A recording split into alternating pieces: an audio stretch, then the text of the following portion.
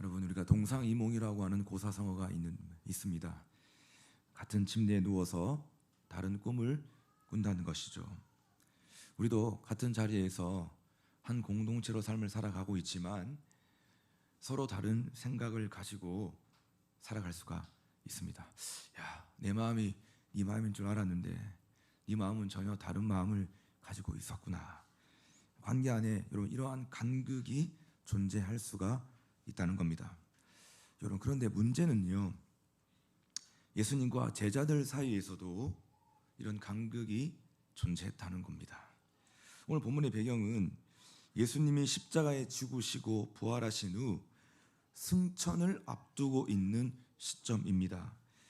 예수님이 하늘로 승천하시기 전에 제자들에게 늘 반복적으로 하셨던 말이 바로 오늘 본문의 말씀이거든요.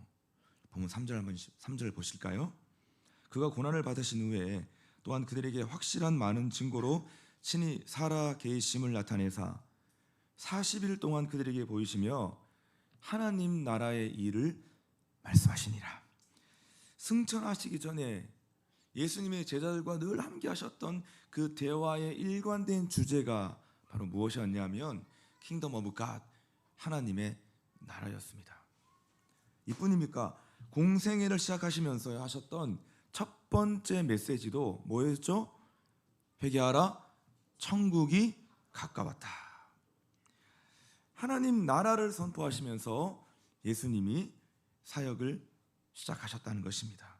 그러니까 예수님의 공생애는요, 하나님 나라를 위해 사셨다가 하나님 나라를 위해 죽으셨고 하나님 나라를 위해 다시 부활하셨고 하나님 나라로 승천하신 것입니다. 그러므로 이 하나님의 나라는 예수님의 모든 가르침의 핵심 주제일 뿐만 아니라 신구약 성경의 중심 주제입니다. 제가 누누이 반복하는데 우리가 하나님의 나라가 우리 모든 기독교 신앙의 핵심 주제예요. 교회 안에 하나님의 나라가 있느냐? 우리 개인의 삶과 우리의 신앙과 믿음 속에 이 하나님의 나라가 존재하고 하나님의 나라를 추구하고자 하는 우리의 마음과 중심이 있느냐? 여러분, 이것은 굉장히 중요한 겁니다. 자, 예수님의 모든 가르침의 핵심 주제가 하나님의 나라였는데, 그러나 3년 동안 훈련을 받았던 제자들의 생각은 좀 달랐습니다. 아니, 많이 달랐습니다. 그들의 관심은 하나님의 나라가 아니라 자기 나라였습니다. 그렇게 예수님으로부터 가르침을 받았고 하나님의 나라를 보았지만 여전히 자기의 생각과 욕망의 울타리를 벗어나지 못했습니다. 욕망지향적 세계관 속에 끊임없이 갇혀있는 삶을 살았다는 겁니다. 여러분, 기억하십니까? 예수님이 십자가를 지시기 위해서 예루살렘에 올라가시던 그 순간에도 제자들은 누가 더 높은 자리에 앉을 것인가를 놓고 서로 다투었습니다. 그 결정적인 순간에도 제자들은 누가 더 높은 자리에 앉을 것이냐, 네가 높냐 내가 높냐, 네가 더 위대하냐 내가 더 위대하냐, 항상 여러분 그 생각을 가지고 분쟁하고 싸우고 다투었다는 겁니다. 예수님 분명히 말씀하셨죠. 내가 예루살렘에 올라가면 나는 대제사장들과 서기관들에게 고난을 받고 나는 죽임을 당하게 될 것이다. 그렇게 늘 말씀하셨어요. 그런데 그럼에도 불구하고 제자들은요, 아랑곳하지 않고 자기를 추구했습니다. 왜 그랬을까요? 제자들은 하나님 나라가 아니라 세상 나라를 기대했기 때문입니다. 예수님이 예루살렘에 입성하시면 백성들의 지지와 환호를 받고 새로운 정권이 창출될 것이라고 기대했기 때문입니다. 다시 말해서 로마 제국을 몰아내고 이스라엘의 주권이 회복될 것이다. 그때 자신들은 개국 공신이 되어가지고 실세의 자리에 앉게 될 것이라고 제자들은 기대했기 때문입니다. 온갖 거기에만 꽂혀 있었던 거예요. 여러분, 오늘 본문의 상황도 마찬가지 아닙니까? 부활하신 주님은 지금 심각하게 사뭇 진지하게 지금 하나님의 나라를 말하고 있는데 제자들은 여전히 이스라엘의 정치적인 회복과 자신들의 자리에만 꽂혀 있었던 것입니다. 6절 보십시오. 그들이 모였을 때에 예수께 여쭈어 이르되 주께서 이스라엘 나라를 회복하심이 이때니까. 여러분, 동상이몽도 이런 동상이몽이 어디 있겠습니까? 스승은 지금 하나님의 나라를 위해 살다가 하나님의 나라를 위해 죽으셨는데, 죽고 난 이후에 부활하셔서 승천을 앞두고 있는데 제자들은 여전히 자신들의 욕망에 사로잡혀 있었던 거예요. 사랑하는 여러분, 우리들의 관심은 어디 있습니까? 지금 나의 관심은 어디 있습니까? 지금 예배하러 나와 있는 지금 이 자리에서도 우리들의 관심은 어디 있습니까? 내 나라에 있습니까? 아니면 하나님 나라에 있습니까?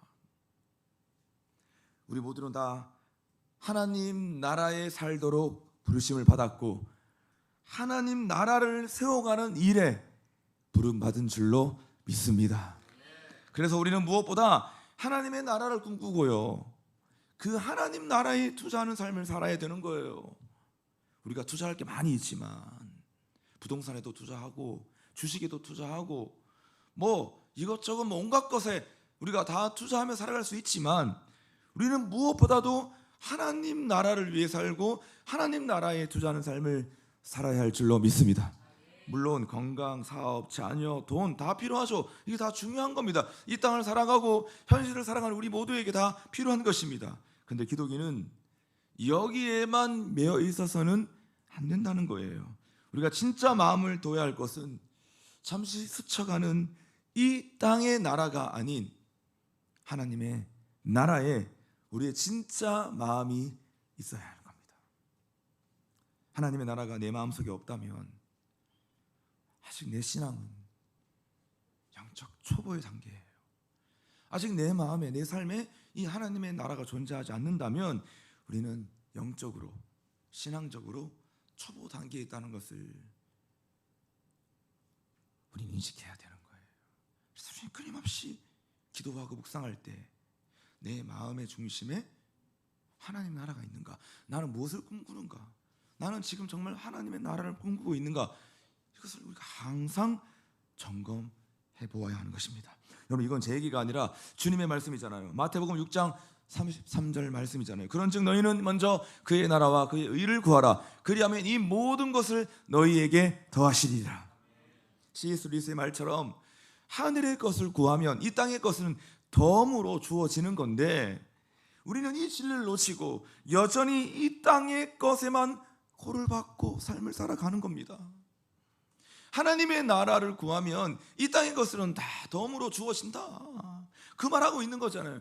그런데 왜 우리는 그 하나님의 나라를 바라보지 못하고 하나님의 나라를 추구하지 못하고 하나님의 나라를 세워가는 그 일에 우리의 관심을 두지 않고 우리는 계속해서 왜 땅의 나라에 코를 박고 삶을 살아가는가? 그러니까 아무것도 안 보이는 거예요. 내 눈에 땅만 코를 박고 있으니까. 사랑하는 여러분, 무엇보다 하나님의 나라를 먼저 꿈꾸고 하나님의 나라를 먼저 추구할 수 있는 저와 여러분, 우리 공동체가 될 수 있기를 주의 이름으로 축원합니다. 그렇다면 우리는 왜 자꾸 땅의 것에만 코를 박고 살아갈까요?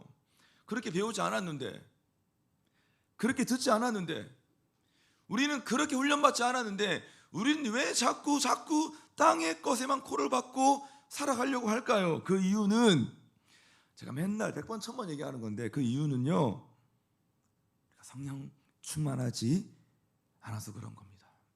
우리의 실력은 성령 충만에 있는 것입니다. 할렐루야. 기억하세요. 우리의 실력은 다른 것에 있는 게 아닙니다. 우리의 실력은, 나의 실력은 성령 충만에 있는 것이에요. 같이 해볼까요? 우리의 실력은 성령 충만에 있다. 오늘 본문 4절과 5절 보십시오. 사도와 함께 모이사 그들에게 분부하여 이르시되 예루살렘을 떠나지 말고 내게서 들은 바 아버지께서 약속하신 것을 기다리라. 요한은 물로 세례를 베풀었으나 너희는 몇 날이 못되어 성령으로 세례를 받으리라 하셨느니라.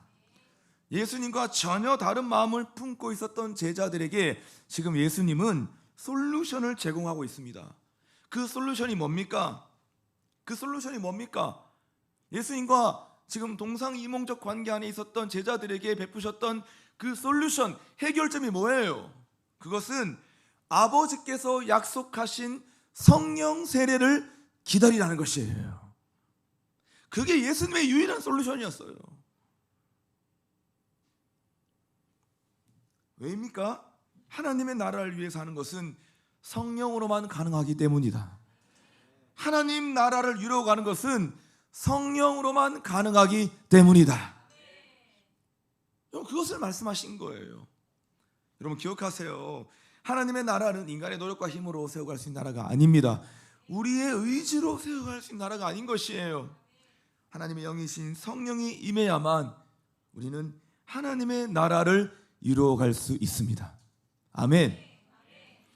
그러므로 진짜로 하나님의 나라를 꿈꾼다면 우리의 가정에, 우리의 직장에, 우리의 사업장에, 이 땅과 이 세상에, 이 나라에, 우리가 살고 있는 우리의 도시와 이 지역에 진짜로 하나님의 나라가 이루어지기를 꿈꾼다면 어떻게 해야 된다는 거예요? 우리가 성령 충만을 받고 성령에 사로잡히는 자로 살아가고 사역해야 한다는 겁니다. 그래서 예수님 분명히 말씀하셨잖아요. 그게 바로 오늘 본문 7절 8절의 결론입니다. 이르시되 때와 시기는 아버지께서 자기의 권한에 두셨으니 너희가 알 바가 아니요. 뭐죠 이거? 이스라엘의 정치적 회복은 너희 너무 신경 쓰지 말아라. 그것은 하나님의 때에 하나님이 이루실 것이다. 그러나 오직 성령이 너희에게 임하시면, 너희가 성령으로 충만케 되면 너희가 하나님의 능력을 받고 성령의 권능을 받아가지고 어떻게 된다고요? 예루살렘과 유대와 사마리아와 땅끝까지 이르러 내 증인이 되리라. 성령이 너에게 임하시면 그 능력을 가지고 하나님의 나라를 세워갈 수 있다는 겁니다. 내 증인 된다는 건 뭐냐면, 증인이 누구냐? 하나님의 나라 세워가는 거예요. 증인은 본대로 말하고 들은 대로 말합니다. 법정에서 증인, 재판관이 증인에게 묻습니다. 증인이 본 거, 증인이 들은 거를 그대로 말하세요. 그렇지 않으면 증인은 위증의 벌을 받게 될 것입니다. 여러분, 이 증언을 한다, 증인은 법정 용어예요. 우리가 성령의 능력을 받아서 하는 게 뭐냐면, 우리가 본 대로, 우리가 느낀 대로, 우리가 들은 대로, 있는 그대로, 사실을 그대로 말하며 살아가는 겁니다. 그게 뭐냐면 우리가 복음을 전하는 것이고 하나님의 나라를 이루어 가고 하나님의 나라를 세워가는 것이에요. 근데 이 증인도 내 능력과 내 실력으로 될 수가 없다는 겁니다. 왜?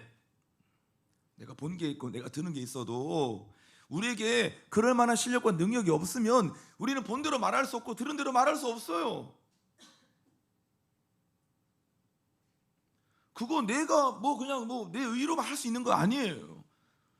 내가 다 알고 있는데도 우리가 말 못해요. 나는 이게 맞다고 믿고 있음에도 불구하고 우리는 세상에서 증인으로 증언할 수 없어요. 다 위증하는 거예요. 위증.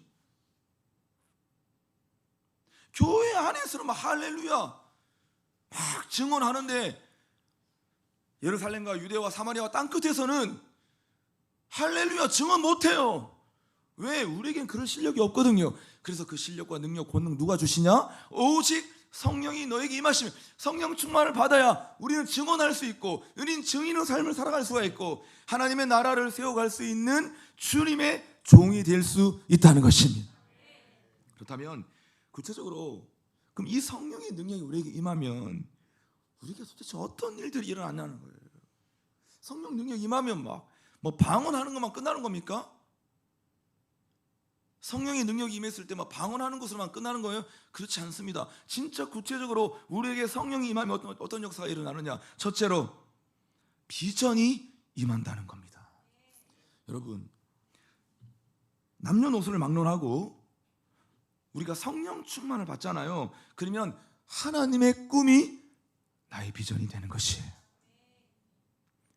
하나님의 꿈이 나의 비전이 되어야 되는데 그게 우리가 비전을 받는 거잖아요. 여러분, 사도행전 2장 17절 말씀 보십시오. 하나님이 말씀하시기를 말세에 이 마지막 때에 내가 내 영을 내가 내 영 누구죠? 성령을 모든 육체에 부어주리니. 모든 육체에 부어준다는 거 말이에요. 육체랑은 뭘 말하는 것입니까? 한계가 있는 육체예요. 우리 그냥 인간됨은, 인간 그 본연의 모습은 한계가 있잖아요. 우리는 유한한 존재예요. 그런데 그 한계가 있는 우리에게 내 영을 모든 육체에게 부어주는데, 그럼 어떤 일이 일어나냐? 너희 자녀들은 예언할 것이요, 젊은이들은 환상을 보고 늙은이들은 꿈을 꾸리라. 그러니까 보니까 예언, 환상, 꿈, 이게 다 뭐냐면 비전입니다. 비전. 여러분, 비전은 성령이 주시는 것입니다. 우리 마음대로 야, 비전 없다, 비전 있다, 그렇게 우리가 판단할 수 있는 것이 아닙니다. 왜? 진짜 비전은 누가 주시는 거냐면 성령 하나님이 주시는 것이기에. 여러분, 우리는 이 비전을 받아야 하나님의 나라를 이루어갈 수 있는 거예요. 이 비전을 받아야 하나님의 나라를 위해 살 수 있는 것입니다. 다시 말해서 우리는 이 비전이 있어야 삶의 동력이 생기고, 삶의 집중력이 생기고, 삶의 의미가 생긴다는 거예요. 비전이 그런 겁니다. 비전 없는 인생, 그러니까 어떻게 되죠? 어떤 삶의 동력도 없고 집중력도 없고 의미도 없는 거예요. 그러니까 무기력하고, 요즘 내 삶에 별로 의미가 없어, 재미가 없어, 신나지가 않아, 따분해, 지루해, 뭘 해도 재미가 없다. 이건 뭐냐면 지금 삶이 의미가 없다는 거거든요. 집중력이 없다는 거예요. 그럼 뭘 말하는 것이냐면 내 삶에 뭐가 없다? 비전이 없다는 겁니다. 비전. 꿈이 없는 거예요. 꿈이. 내가 그리스도인으로 삶을 살아가면서 내가 정말 꾸어야 할 꿈, 달려가야 할 소망과 꿈이 없으니까 여러분, 이 오늘의 현실의 삶은 우리에게 너무 고통스럽고 재미없는 거죠. 뭐 없는데, 돈도 없고 힘도 없고 뭐 아무것도 없어 보이는데, 여러분, 거의 삶에 무슨 의미가 있고 그 삶에 무슨 동력이 생기고 집중력이 생길 수 있습니까? 그 생긴다고 하면 그게 더 이상한 거예요. 어떻게 우리 삶에 집중력이 생길 수가 있어요? 뭐가 없는데. 여러분, 그런데 진짜 우리에게 필요한 건 뭐냐? 내 삶에 동력이 생기고 의미가 생기고 내 삶에 가치가 발생하고, 이건 다 하나님이 주시는, 성령이 주시는 비전이 있어야만 가능한 것입니다. 여러분, 그래서 우리가 행축의 비전을 받았기 때문에 우리가 멈추지 않고 행축을 우리가 진행할 수 있는 겁니다. 가만히 보면요, 많은 교회들 제가 봅니다. 제가 그러니까 강의하러 다니면서 보잖아요. 이 공동체, 이 교회는 비전을 정말 받았구나, 행축에. 그런 교회는요, 됩니다, 행축이. 그런데 이거 비전이 아직 비전을 받지 못했는데 그냥 막 의욕만 없어가지고 막 하는데, 여러분, 그 교회는요 한두 번 하다가 안 해요, 행축. 이거 뭐 해서 무슨 의미가 있냐 이러해요. 나중에 한두 번 하고. 그 왜 그런 줄 아세요? 행축을 향한 하나님의 비전, 이 행축이 우리 가운데 무엇을 주시고자 하는 것인지, 그 의미와 가치를 받는 그 비전을 받지 않았기 때문에 한두 번 하다 말아버리는 거예요. 그러니까 늘 여러분, 용두삼의 인생들 있잖아요. 반짝하다가 훅 식어버리는 거. 그 왜 그런 줄 아세요? 지 의욕만 앞섰다가 몇 번 하다가 그냥 마른 거예요. 비전을 받지 않은 거예요. 그러니까 이거 찔끔했다가 저거 찔끔했다가, 한번 뭐 칼을 들었으면 이걸 무라도 잘라야 되잖아요. 근데 그 뭐 비전을 안 받았는데 그 무라도 어떻게 자릅니까? 종이 한 장도 못 자릅니다, 여러분. 근데 비전을 받잖아요. 그러면 이게 되든지 안 되든지, 내 눈앞에 열매와 결과가 있든지 없든지, 눈이 오나 비가 오나 쉽든지 어렵든지 그 상관없는 거예요. 왜? 하나님 나에게 주신 비전이기 때문에 우리는 그 길을 걸어가는 것이에요. 여러분, 우리가 다음 세대의 비전을 받아야 우리 자녀들을 믿음으로 양육할 수 있는 거예요. 지금 우리가 자녀들이 점점 많아지고 있는데, 우리 엄마들 기억하세요. 청년 때 그렇게 막 하나님 나라를 위해 살다가 엄마 되고 아이를 양육하면서 내가 진짜 다음 세대를 향한 비전이 있는가? 다음 세대를 향한 비전 없고 그냥 본능적으로만 그냥 아이들, 내 새끼 그냥 우리 자녀 내가 잘 키워야 되는데, 좋은 학원 보내고 내가 좋은 교육 시켜가지고 내가 앞으로 훌륭한 사람 만들어야 되는데, 이거는요 육신적인 인간, 누구나 이방인도 할 수 있는 인간 본능적인 엄마의 사랑이에요. 여러분, 그 마음으로는 다음 세대를 세울 수가 없고 우리 자녀들을 믿음의 자녀로 세울 수가 없다는 겁니다. 제가 요즘 절실히 깨닫습니다. 진짜 점점 늘어나고 있는 우리 자녀들, 어머니들, 아빠들 진짜 이 다음 세대를 부흥의 세대로 세워내고 싶은 그 거룩한 열망과 비전이 있는가? 아니면 그냥 훌륭한 사람 내가 만들어야 되겠다. 좋은 거 먹이고 좋은 거 입히고 좋은 거 가르쳐가지고 그냥 뭐 떵떵거리면서 살 수 있는 부족함 내 자식 만들어야 되겠다. 이런 그걸 절대 믿음의 자녀 못 세웁니다. 그 나중에 다 장로 자녀들, 권사 자녀들 믿음이 수십 년 신앙생활 했다고 하는데 그 자녀 자식 농사 다 망하는 거예요. 성인 돼가지고 교회 안 보이고 다 믿음 잃어버리고. 여러분 아시잖아요. 정말 여러분 부모님들이 여러분들을 양육할 때 정말 믿음의 자녀 세대로 다음 세대로 나를 길렀는지, 아니면 자기 신앙에 빠지고 나에게는 전혀 관심이 없었던 엄마였는지 여러분 다 아시잖아요. 우리 엄마는 어떤 엄마였는지, 우리 아빠는 어떤 아빠였는지 다 알거든요. 정말 거룩한 다음 세대를 향한 비전을 가지고 나를 양육했는지 아닌지. 제가 요즘 드는 생각인 거예요. 야, 진짜 우리 안에 지금 점점점 다음 세대가 많아지고 있는 우리 교회와 공동체 안에 진짜 거룩한 다음 세대를 세우고자 하는 하나님의 비전이 우리 가운데 있는가?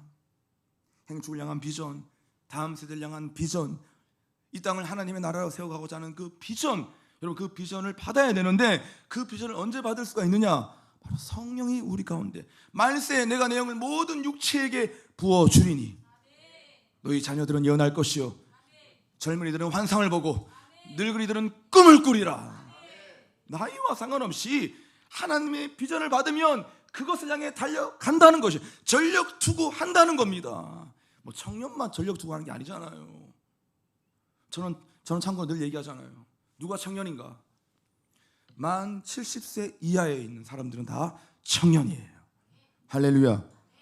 우리는 70세 넘으면 나 이제 약간 좀 청년기는 지났다. 그 전까지는 다 청년인 것입니다. 그래서 하나님의 비전은 성령이 임할 때 우리 가운데 주어지는 것입니다. 세 번째, 성령이 임하면 우리 가운데 어떤 능력이 나타나냐? 담대해진다는 것입니다. 믿음으로 살 수 있는 용기가 주어진다는 거예요. 여러분, 예수님이 붙잡히는 현장에서 제자들의 모습은 어땠는지 기억하십니까? 예수님이 지금 붙잡히는 현장에서 제자들의 모습, 마태복음 26장 56절 이하에 보면 이에 제자들이 다 예수를 버리고 도망하니라. 칼까지 빼들고 주님을 지키고자 했던 베드로, 그 순간 베드로는 예수님을 3번이나 부인하고 저주합니다. 왜죠? 베드로가 왜 그랬겠습니까? 예수님이 잡혀가고 십자가에 죽으실 때 왜 3번이나 부인하고 주님을 저주했습니까? 왜 그랬겠어요? 무섭고 두려워서, 지도 죽을까봐, 손해볼까봐, 예수님 때문에 자기가 손해볼까봐. 믿음이 있고 없고의 문제가 아닙니다. 제가 누누이 얘기하는데 베드로가 믿음이 없었습니까? 여러분, 베드로 형님 우습게 볼 분이 아닙니다. 예수님이 물고기 잡고 있는 어부로 살고 있는 베드로에게 가셔가지고 팔로우 미, 나를 따르라, 묻지도 따지지도 않고요, 자기 전재산 다 버리고 주님 따랐던 사람입니다. 여러분, 그런 믿음 우리에게 있습니까? 없어요. 베드로는 놀라운 믿음의 소유자였습니다. 그런데 예수님이 십자가에 잡혀 돌아가실 때 예수님 부인했습니다. 도망갔습니다.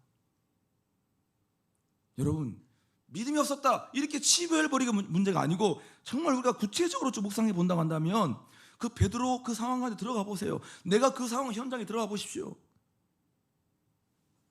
너무 두려워서 구체적으로 나도 죽을까봐, 나도 피해볼까봐.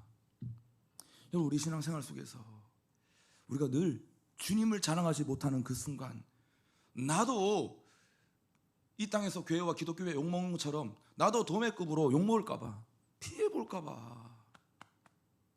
너 왜 그래? 너 기독교 왜 욕해? 너 예수님 왜 욕해? I'm Christian. 나 그리스도인이야. 적어도 내 앞에서는 교회 욕하지 마, 기도 욕하지 마. 여러분, 우리가 그렇게 해야 되잖아요. 당당하게 나는 그리스도인이야, 나 목사야, 왜 이래? 저 옛날에 제가 목사라고 얘기를 잘 못했거든요. 내가 가서 뭐 하시는 분이 있으니까 교육사업합니다. 가르치는 일을 합니다. 아, 그러시군요. 강사님이시군요. 제가 회개했습니다.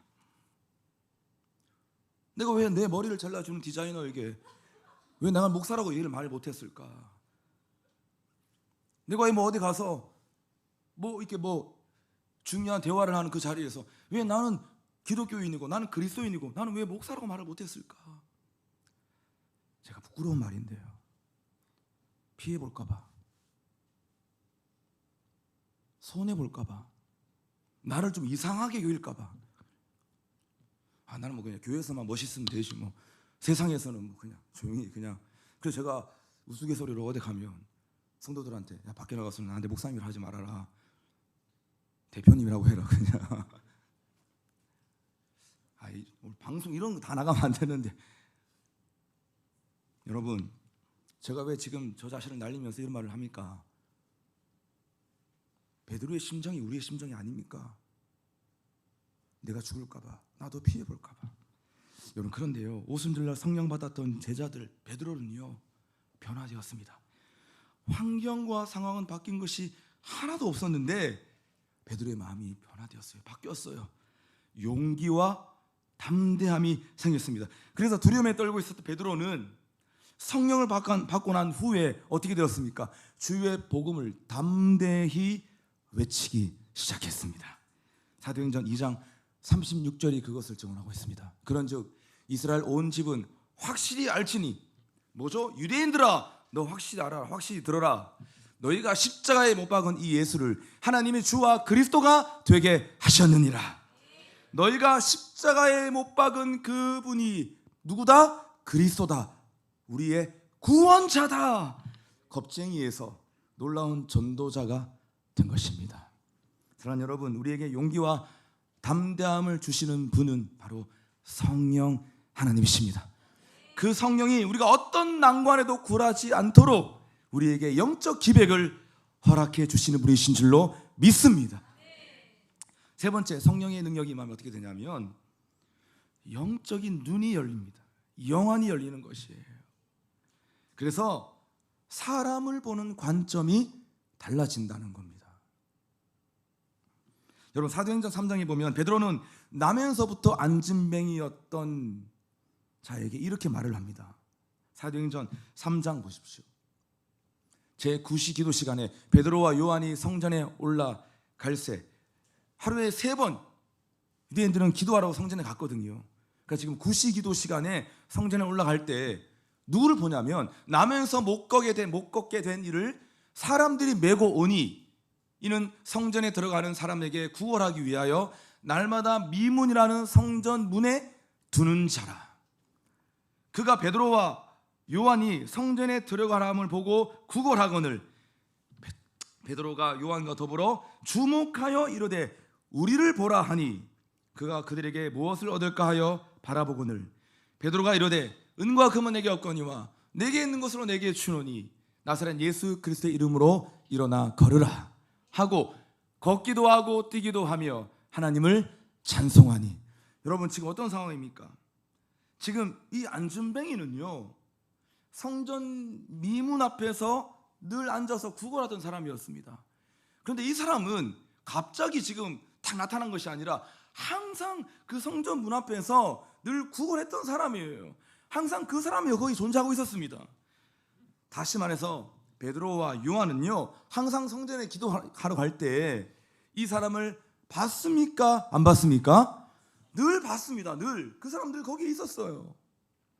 그런데 오늘 본문에는요 이 거지가 베드로와 요한에게 어떻게 보였다? 그날은 영혼으로 보이기 시작했다는 거예요. 4절 보십시오. 베드로가 요한과 더불어 주목하여 이르되 우리를 보라. 주목했다. 눈여겨보았다는 겁니다. 지금 이 거지가, 이 안전뱅이가 지금 뭔가 자기에게 포커싱이 되었다는 거예요. 그날따라 지금 줌인이죠. 주민이 되면서 갑자기 뭔가 눈이 확 열리는 거예요. 무엇으로 보였다? 영혼으로 보였다는 겁니다. 거지가 영혼으로 보여야 돼요. 우리는 지나다니는 모든 사람들이 그냥 사람이 아니라 영혼으로 보이기 시작해야 되는 것이에요. 근데 그 일이 우리의 실력으로 되는 것이 아니라 어떻게 된다고요?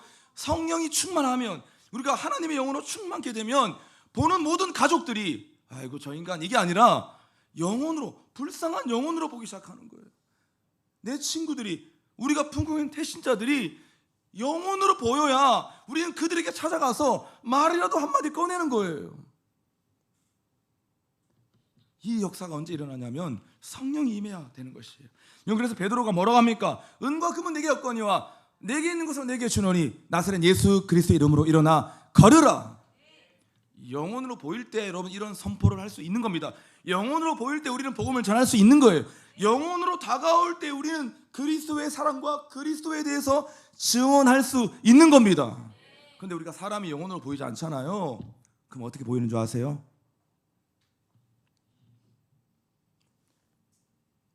저 사람을 통해서 내가 뭔가 얻을 것이 없나? 온통 사람들이 다 돈으로 보여요. 이건 정말 매우 중요한 겁니다. 사람이 사람으로만 보이면 그냥 내가 덕을 봐야 될 사람, 영혼으로 보이면 긍휼히 여기고 불쌍히 보이며 살려야 되는데, 그러니까 여러분 우리가 직장 가서 우리 과장님과 우리 팀장님이, 우리 상사가, 아니면 함께 우리가 하는 모든 동료 직원들이 사람만 보이잖아요. 사람으로 보이면 짜증나고 진짜 패죽이고 싶고 화가 나고 분노가 나고 그거밖에 못하냐, 이거밖에 못하냐, 갈구고 태우고. 그런데 상사든 동료든 부하 직원이든 그 사람이 내가 성령 충만해서 영혼으로 보이잖아요.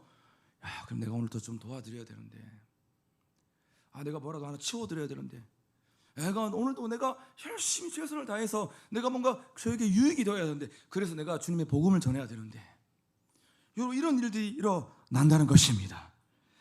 사랑하는 여러분, 초대교회가 극심한 박해에도 굴하지 않고 영적 기백을 가지고 하나님 나라와 그의 복음을 증거할 수 있었던 비결이 무엇입니까? 성령의 능력에 있었습니다. 다른 방법 없습니다. 다른 대안이 없어요. 여러분, 그래서 사도행전 1장 8절은 본문에서 뭐라고 말을 합니까? 오직 성령이 너에게 임하시면, 오직 성령이 너에게 임하시면. 에베소서 5장 18절 말씀, 술 취하지 말라 이는 방탕한 것이니 오직 성령의 충만함을 받으라. 스가랴 4장 6절 말씀, 이는 힘으로 되지 않고 능으로 되지 않고 오직 나의 영으로, 성령으로 되느니라. 다른 방법이 없다, 다른 대안이 없다. 그러니까 여러분, 성령 앞에 항상 붙는 수식어가 뭐냐? 오직이라는 거예요. 오직, 이거밖에 없다는 거예요. 그러니까 우리는 성령님과 좀 친해져야 되고, 성령을 늘 환영해야 되고, 성령을 늘 초청해야 되고, 성령을 늘 사모해야 되고, 성령을 사랑해야 되는 것이 말씀의 결론을 맺겠습니다. 여러분, 성도는 어떤 사람입니까? 성도는 이미 구원받은 사람이고, 이미 구원받은 성도의 부르심이 무엇입니까? 하나님 나라를 이루어가는 것입니다. 그게 성도의 부르심이에요. 그러면 하나님의 나라는 언제, 어떻게 임하냐는 거예요. 하나님의 나라는 성도가 복음을 전할 때 임하는 나라인 줄로 믿으시기를 바랍니다. 그래서 우리가 행축하는 겁니다. 하나님의 나라가 임할 수 있는 방법은, 우리가 성도가 복음을 전해야만 하나님의 나라가 임하고 완성되고 세워지는 것이기 때문에, 우리가 이번 봄에도 행축하는 거고 가을에도 행축하는 거고, 봄 가을 상관없이 우리는 때를 얻든지 못 얻든지 항상 모든 사람들을 영혼으로 대하고 그들에게 어떻게 하면 주님의 사랑과 마음을 전할 수 있는가, 이것이 바로 교회의 역할이고 교회의 사명이라는 것입니다. 그런데 복음을 전하는 것은 성령 충만 없이는 불가능하다고 말씀하셨죠? 성령 충만하지 않는데 우리가 어떻게 복음을 전하고 어떻게 태신자들에게 달려갈 수 있습니까? 이런 바쁜 세상에 내 몸 하나 챙기는 것도 힘든데, 나도 지금 맨날 야근하고 바빠 죽겠는데 성령 충만 없이 어떻게 내 태신자들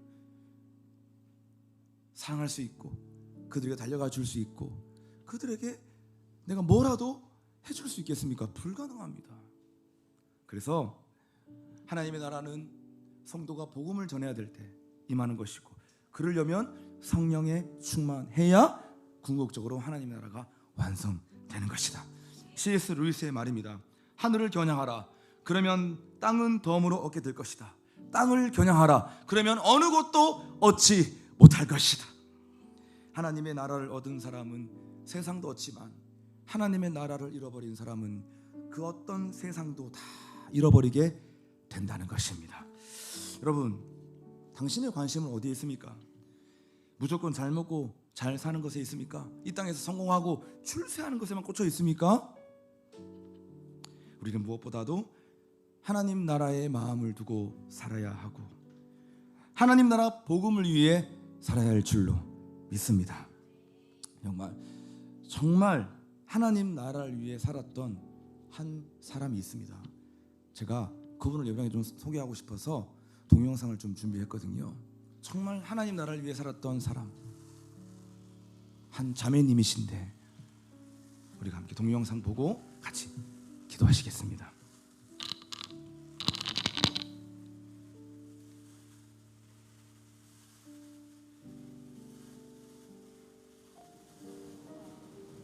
전남 신안군 앞바다, 깊고 푸른 바닷길을 달려 들어가면 100여 개의 섬을 품고 있는 곳 증도가 보인다. 예로부터 보물섬이라 불렸던 증도. 그러나 이제 이 섬은 하나님을 노래하는 곳, 천국의 섬이라 불리고 있다.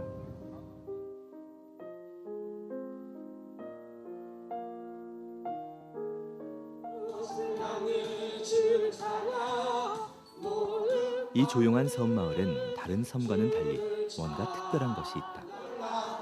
천국의 섬 증도에는 90% 이상의 주민들이 모두 예수를 믿는다. 마을마다 교회가 세워져 있고 주일이면 섬 전체가 이렇게 찬양과 예배의 자리로 나온다. 그 흔한 점집도 사찰도 풍어제도 지내지 않는 마을, 오직 교회만이 존재하는 섬이다. 함께 먹고 함께 웃으며 이곳에서는 섬주민 모두가 하나의 아름다운 신앙 공동체를 이루며 살아가고 있다. 이렇게 증도가 변화된 데에는 오래전 한 사람의 뜨거운 순교의 피가 담겨 있다. 가난한 자의 위로자였고 병든 자의 의사였으며 아이 낳는 집의 산파 역할을 해왔던 이는 문준경 전도사. 미신과 우상 숭배로 가득했던 이 섬 마을을 오직 주님의 말씀으로 살아가도록 바꾸어 놓았다. 1950년 60세의 나이로 순교를 맞이하기까지 그녀는 여자 혼자의 몸으로 이곳을 수없이 오갔고 교회를 세웠으며 사람들을 일으켰다.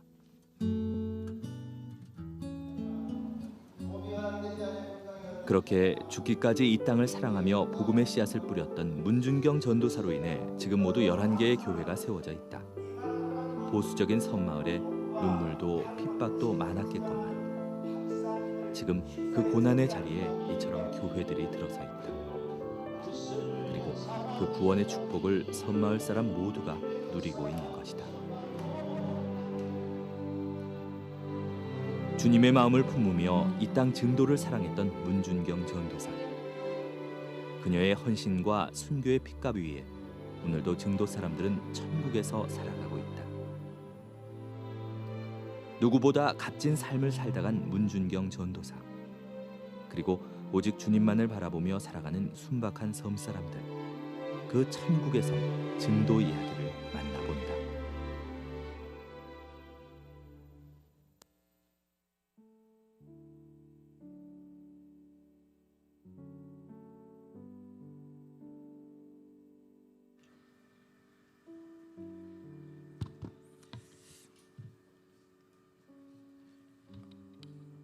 원래 섬은 미신이 막 가득하고